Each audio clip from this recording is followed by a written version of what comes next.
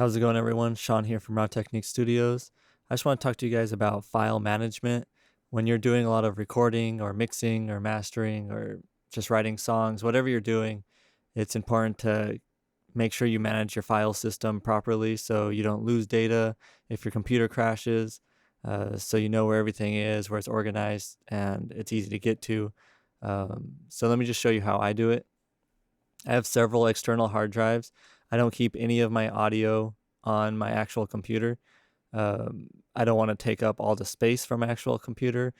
And just in case it crashes, I don't want to lose anybody's music. So my Mac hard drive has nothing on it. My mixing hard drive, this is my main hard drive that I use for my mixing service and mastering service that I provide. I have it right here under Studio. And then beats, I don't really write beats much anymore, but this is where they would go. And then I have my mixing sessions right here. I have my recording sessions right here. So mixing, I usually do mastering and mixing all together. So mastering is also in my mixing session.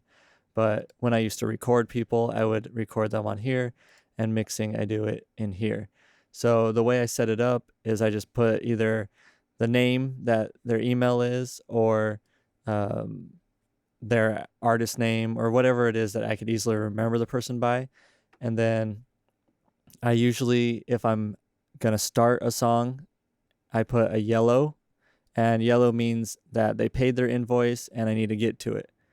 But if I put an orange and a yellow, that means they haven't paid their invoice yet, but the invoice was sent out and it's a possible upcoming mix that I need to do. If I put a red next to it, so I take off these ones. If I put red next to it, then that means there's some type of reason that I don't want to work with that person again, whether it be, I don't know, it could be anything. If they don't pay their invoice, they just keep sending music and never pay, or we just don't get along as far as working together. So there's just, sometimes I don't want to work with some people, so I'll put that little red dot there. There's not very many, but that is just a way to organize your files, to know who you like working with, who you don't, and go from there. That way you don't keep making the same mistakes over and over. That's my mixing folder. And then I also have, or my mixing hard drive. I also have another hard drive. This one has a bunch of random stuff on it, but the thing I use for it most is my YouTube video stuff. So you can see all my YouTube videos as well as my ScreenFlow sessions. This is what I use to record these videos, and I keep them in here for a bit just in case something happens. I could re-upload it. So that's on there, and then I just have my other random files on here, as well as my iTunes library on this one. And then I have a portable hard drive as well, and a USB stick. USB stick I use for my license, my Waves license and all that.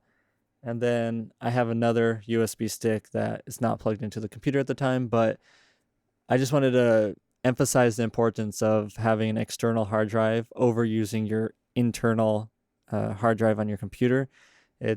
You don't want to risk losing your audio, so having an external hard drive is important. Also, I have another hard drive that's not plugged in right now, but it's my backup hard drive, and it's usually set to just back up automatically I believe it's every 24 hours. My computer backs up the entire thing onto the external, just in case my computer crashes, I could get back going within a couple hours. So it's important to have a backup as well. But yeah, that's how I organize it. If you guys have any specific ways that you organize your files, then go ahead and share in the comments. Let other people know how to stay organized and not lose any files. But thank you guys for watching, and hopefully that helps you guys out. Peace.